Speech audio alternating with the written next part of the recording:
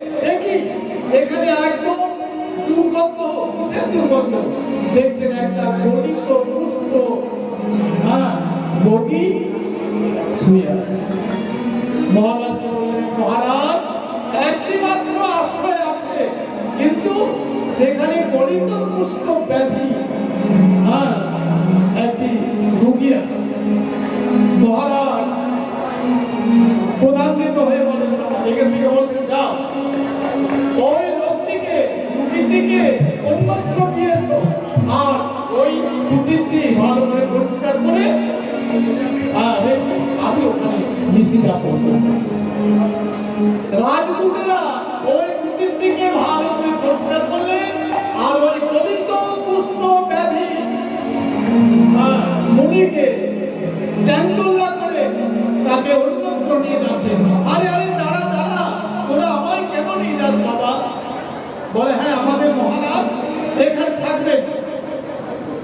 যেতে যেতে কি হচ্ছে না, ওই মুনির গলিত কুষ্ঠ খত থেকে কৃমি যে পোকা জন্মেছে সেগুলো মাটিতে পড়ে যাচ্ছে। ওরে দাঁড়া দাঁড়া, এই পোকাগুলো আমার আশ্রয়ে রয়েছে, অতএব এদের আশ্রয় ছাড়া করতে নেই, আমাকে ওই পোকাগুলো আমার ক্ষতস্থানে রাখতে দেবে। দেখুন শিক্ষা দিচ্ছে যে কাকেও আশ্রয় ছাড়া করতে নেই, কিন্তু কে শুনে কার কথা? তাকে ওই মুনিকে অন্যত্র টেনে হিচড়ে তাকে অন্যত্র দিয়ে আসা হলো, বরাম করে দিয়ে আসা হলো। রাজা নিশি রাপট করে যখন ফিরে এলে, কিছুদিনের মধ্যে রাজার সর্বাঙ্গে দেখা দিল গলিত কুষ্ঠ ব্যাধি। সর্বাঙ্গে রাজার গলিত কুষ্ঠ ব্যাধি দেখা দিল। রাজা কাতর হয়ে ভয়ে কাতর হয়ে পড়লেন। রাজ উঠলেন। এমন সময় নারদ মুনি এসে বলছে, মহারাজ তোমার এই গলিত কুষ্ঠ ব্যাধি সারবে যদি ওই ব্রহ্মার মানব সরোবরে রাজহংস এবং রাজহংসীকে ধরে নিয়ে আসো, এবং তাদের রক্ত মাংস দিয়ে তোমার ওষুধ তৈরি হবে, সেই দিন তোমার ব্যাধি সারবে। তাই হলো রাজদূতেরা সেই মানব সরোবরে গিয়ে উপস্থিত, কিন্তু একদিন দুই দিন তিন দিন এই করে প্রায় সপ্তাহ খানেক বসে বসে আর রাজহংসী আসে না। সকলকে জিজ্ঞেস করাতে সবাই বলে যে ওরা বৈষ্ণব ছাড়া কারো হস্তে কিছু খায় না। তখন ওই রাজদূতেরা কি করলো না, কখন বৈষ্ণব বেশ ধারণ করে আর রাজহংসীকে ডাকতে শুরু করলো। হংসী বলে, দেখো দেখো দুজন বৈষ্ণব আমাদের ডাকছে। হংস বলে, না না ওরা কপট বৈষ্ণব। বলে, বলোই বা কপট বৈষ্ণব। বৈষ্ণবের বেশ তো ধরেছে, সে তো নিজের ধর্ম। আমাদের ধর্ম কি না তাদের মর্যাদা রক্ষা করা। তাই রাজহংসী যখন এসেছে, আর সেই রাজদূতেরা তাদের ধরে ফেলেছে। ধরে ফেলে রাজার নিকট এনেছে। রাজার নিকট যখন এনেছে, রাজহংসী বলছে, মহারাজ আমাদের কি অপরাধ? বলে, তোমাদের কিছু অপরাধ নেই। রাজপুত্রের পরামর্শ অনুসারে তোমাদের রক্ত মাংস আমার চাই। না না মহারাজ, আমাদের রক্ত মাংসে তোমাদের ব্যাধি সারবে না। তুমি যার কাছে অপরাধ করেছ তার যদি পা ধোয়ার জল যদি তুমি খেতে পারো, তাহলে তোমার এই ব্যাধি সারবে। বেশ, রাজার মনে পড়লো কার কাছে অপরাধ করেছি, সেই মুনি, সেই কুষ্ঠ ব্যাধি রোগগ্রস্ত মুনি, তার কাছে আমি অপরাধ করেছি। ছুটে চললেন রাজা সেই মুনির কাছে গিয়ে বললেন, হে মুনিবর, আমার অপরাধ ক্ষমা করুন মুনিবর, আমি অনেক অপরাধ করেছি আপনার চরণে। তা মুনিবর, আপনার পাদদক ব্যাধি ছাড়বে না। কি করলেন? একটা পাতার ডোকা তৈরি করে আর মুনির পাদদেশের নিচে পড়লেন। তাতে করে কি হলো? ওই জলের সঙ্গে কিছু পোকা জলের মধ্যে পড়ে গেল। রাজা সেই জলটি দেখে কেমন করে খাবে? তার ঘৃণার উদ্রেক হলো, মনে মনে ঘৃণার উদ্রেক হলো এবং অগোচরে রাজা কি করলেন? ওই পাদরোগ নাথকে মস্তকে ধারণ করলেন। অগস্ত্য মুনি অন্তরে জেনে বললেন, মহারাজ মহারাজ, আপনি এত আমার পাদরোগ খেলে না, কিন্তু ওই যে তার ধারণেরও অর্থ নাকে গন্ধ গেছে, সেই গন্ধতেই রাজার রোগ নির্মূল হয়ে গেছে। তা মুনি বললেন, ওই বস্ত্রকে যেহেতু ধারণ করেছ, তুমি একদিন কৃষ্ণ চরণ পাবে। তা এই হলো কালীনাগের পূর্ব জন্মের কথা। তাই কালীনাগকে বলছে, কালীনাগ তুমি এই দহ ছেড়ে চলে যাও, তুমি দহ ছেড়ে চলে যাও আর বৃন্দাবনবাসীকে বৃন্দাবনবাসীর কাছে তুমি উপদ্রবের কারণ করে যাও। কালীনাগ দহ জল ছেড়ে চলে গেলেন আবার বৃন্দাবনের যমুনার যেমন অমৃত তুল্য ছিল, অমৃত তুল্য হয়ে গেল। ভগবান কালীনাগকে দমন করে উঠে এলে আর সকল গোপী নন্দ যশোমতী সকলের মনে তখন আনন্দ ধরে না, আনন্দ ধরে না, আনন্দ ধরে না, আনন্দ ধরে না, আনন্দ ধরে না, আনন্দ ধরে না, আনন্দ ধরে না, গোপাল ফিরে পেল আনন্দ ধরে না, গোপাল ফিরে পেল আনন্দ ধরে না, গোপাল ফিরে পেল আনন্দ ধরে না, গোপাল ফিরে পেল আনন্দ ধরে না, গোপাল ফিরে পেল আনন্দ ধরে না। আর এদিকে কীর্তিদা, এখন রাধারানীর রাধারানীর মায়ের নাম কি? কীর্তিদা। কীর্তিদার কোলে রাধারানীও এসেছেন। এমন সময় কি হয়েছে? রাধারানীর নয়ন এবং গোবিন্দের নয়ন দুটি, চার নয়ন একত্রিত হয়েছে। কমলিনী নেত্র যেন